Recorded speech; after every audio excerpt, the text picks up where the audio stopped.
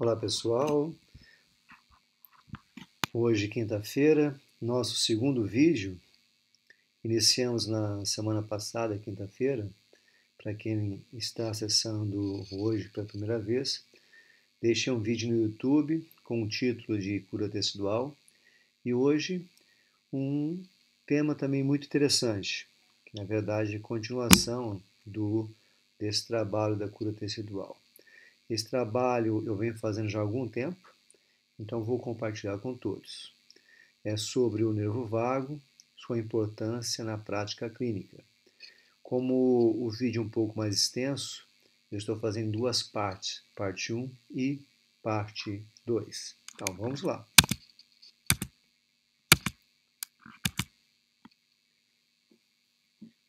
O sistema nervoso autônomo é uma conexão, uma rede, uma interface entre o cérebro e o corpo, que serve para regular a homeostase pela conexão do meio externo com o meio interno.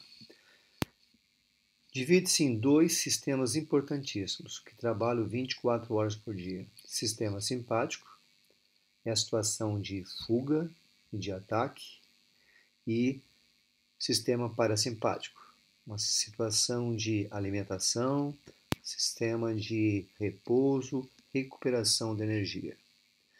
No sistema parasimpático, o nervo vago é a sua principal estrutura. Ele regula a homeostase metabólica, controlando a frequência cardíaca, motilidade e secreção gastrointestinal, secreções pancreática, endócrina e exócrina, produção de glicose hepática e outras funções viscerais. O que nos interessa, o que é mais importante para esse meu trabalho, ele é o maior constituinte do mecanismo do reflexo neural, que é chamado de reflexo inflamatório. Anatomicamente, ele sai entre o occipito e C1, justamente no forame jugular. Acompanham-no dois outros nervos de pares cranianos, o 11º, acessório, o 12º, hipoglosso. O nervo vago é o 10º par de nervo craniano. Em contrapartida, ou de quebra, o par craniano, o 9º par, que é o glossofaríngeo, também acompanham. O nervo vago é um nervo misto. De 80% a 90% de suas fibras já tem função de aferência, apenas 10% a 20% função de eferência. As principais funções de eferência são: no pescoço, ele vai inervar a laringe e a faringe, ou seja, ela participa nas situações das cordas vocais e deglutição. Então, alterações da fala, etc., pode ter uma causa vagal. No tórax, batimento cardíaco, diminuição. No intestino, a peristalte. Nas fibras pré-ganglionares, a mucosa do intestino, o ramo celíaco, desde o duodeno até o colo descendente, tem essa eferência. Como seu componente principal é a aferência, ele praticamente recebe informações de quase todos os sensores ou mecanos receptores do corpo humano. Então, mecanos receptores da mucosa, quimioreceptores, receptores de tensão do esôfago, estômago, porção proximal do intestino delgado e terminações sensoriais do fígado e do pâncreas. O que é interessante também, para explicar a razão pela qual, para quem faz a auriculoterapia, o nervo vago anatomicamente ele inerva toda a sua raiz e as concha e concha cimbra. Na concha cimbra, nós temos dois órgãos importantes localizados: o pulmão e o coração. Alguns estudos científicos mostram a eletroacupuntura trabalhando nessa questão dos batimentos cardíacos, justamente estimulando essa região. Para explicar todo esse trabalho, a fisiologia vagal é importantíssima e interessante. Os últimos trabalhos da Journal of Physiology, de 2016, mostram esse esqueminha muito interessante. São 3 vias importantes, 3 vias principais. Uma via onde envolve o eixo HPA, que é o hipotálamo pituitária adrenal. Esse eixo ele é praticamente humoral. Como que é ativado isso? Já sabemos que 80 a 90% são mecanorreceptores, quimiorreceptores. Existem proteínas tóxicas no corpo chamadas citocinas. Uma delas, as principais delas, que são mais encontradas no corpo humano, é a interleucina 6 e o fator necrose tumoral alfa. Uma vez entrado no sistema, estimulando esses mecanorreceptores, esses quimiorreceptores, a informação é carregada via aferência até o núcleo do trato solitário localizado no tronco cerebral. A partir daí, mensagens são enviadas para vários centros reguladores internos do cérebro, e principalmente a via hipotálamo pituitária axial, terminando liberação de hormônios importantes na adrenal, a noradrenalina, a adrenalina, justamente para controlar o batimento cardíaco e outras funções renais importantes. Essa é a via humoral. A segunda via é a via de eferência colinérgica. Essa via carrega um dos principais neurotransmissores do corpo humano, chamado acetilcolina. A acetilcolina é um neurotransmissor anti-inflamatório por natureza. Foi o primeiro neurotransmissor encontrado, descoberto pelo ser humano. Antigamente acreditava-se que cada nervo carregava apenas um neurotransmissor. Não, foi se vendo que cada nervo se carrega dezenas, centenas de neurotransmissores. Como que a célula ou o site, a região que está com alteração, vai identificar cada neurotransmissor? É bem simples. É que cada célula dessa existem várias centenas de receptores, como receptores de rádio, com umas centenas, dezenas, milhares de frequências sendo transmitidas pelo espaço. Então, cada receptor ele vai receber, aceitar a passagem desse neurotransmissor. E o neurotransmissor e o receptor para o neurotransmissor acetilcolina é o receptor acetilcolina colinérgico alfa 7. Uma vez que esse neurotransmissor penetre na célula, ele vai justamente combater o fator de necrose tumoral, que está ali, tem uma função de destruir a camada interna da articulação.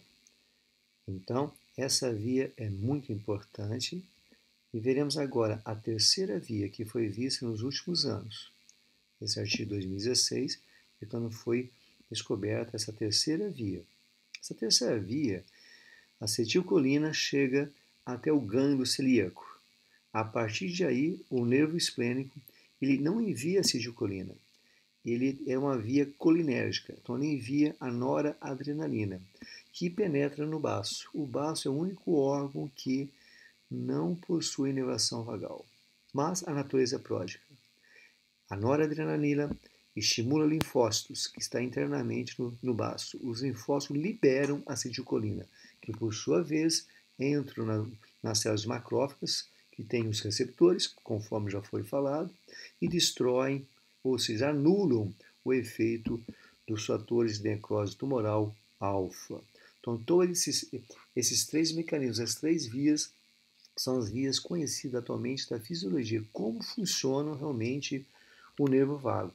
Desde a recepção de informações através das citocinas, são estímulos, até centros neurais importantes e depois a sua distribuição ao longo do corpo, combatendo essas agressões que o corpo sofre diariamente. Então, aqui mostrando o eixo hipotálamo pituitário adrenal, que é um eixo humoral, e esse artigo mostra a via anti-inflamatória colinérgica que é proporcionada pela acetilcolina. Como iniciou todo esse processo? Esse processo ele iniciou há alguns anos, quando eu comecei a trabalhar com pacientes com dores no joelho, trabalhando lá em cima na cervical. Foi incrível quando um paciente fez esse sinal comparável, agachamento, sentindo uma dor, e trabalhando lá em C2, C1, a dor desapareceu na hora, imediatamente, e não voltou. O importante é isso, que não voltou. Esse é um colega de Juiz de Fora, executando a técnica. Eu tenho alguns polos de colegas que também estão praticando bastante esse trabalho que estamos desenvolvendo, ainda numa forma inicial, mas é muito interessante. Então a colega não conseguia agachar por dor no joelho esquerdo e após esse tratamento ela conseguiu agachar totalmente sem nenhuma dor. O importante é que não voltou o sintoma dor na paciente. Vai, faz de novo. Pode. Isso. Isso já vem fazendo com vários pacientes também. E agora um caso interessante que eu tenho de Bento Gonçalves, paciente com uma dor na lombar. O colega fazendo o curso do Mulligan, em Bento Gonçalves. Espero que todos estejam vendo esse vídeo. Se não estiver vendo esse vídeo, eu não sei como colocar, mas se estiver aparecendo, ótimo. Alguma lesão de cabeça? Batida de cabeça, de carro? Sempre pergunto, nesse caso, se o paciente tem algo, algum acidente de carro, algum trauma na cabeça. Da mesma forma, trabalhando lá em cima, isso é um.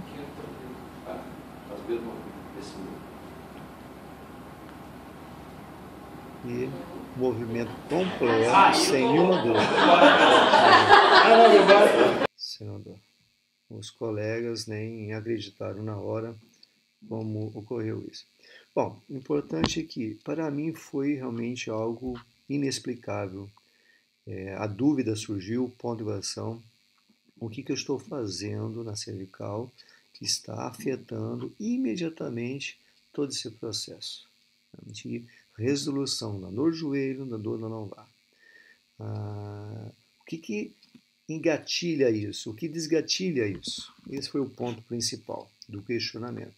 Aí comecei as pesquisas e veio a primeira hipótese. A primeira hipótese foi um artigo visto no Jornal Canadense de Quiropraxia, da Associação Canadense de Quiropraxia, onde mostra uma ponte mildural cervical, cervical mildural bridge, a review literature with clinical implication. Então, essa ponte mildural nada mais é um ligamento que conecta a dura mater posterior ali em cima ao nível de C1 e C2 com esses dois grupos musculares, principalmente o oblíquo da cabeça e o reto captato posterior maior da cabeça. Os ligamentos são ricamente inervados. Essa região posterior, vemos lá na frente um artigo mostrando que essa região é inervada por C2 na cápsula da região da dura mater. Então, esse foi a primeira ideia, né? A primeira hipótese. Então, será que realmente, quando eu estou trabalhando ali, fazendo esse pequeno movimento, interfere em todo o conjunto a nível descendente? Ou será que realmente é uma alteração mecânica apenas? Mas ainda isso me deixou intrigado. Na segunda parte, vou apresentar a segunda hipótese. Então, vou cortar o vídeo agora, terminando a parte 1 do vídeo, e já começamos a parte 2 do vídeo.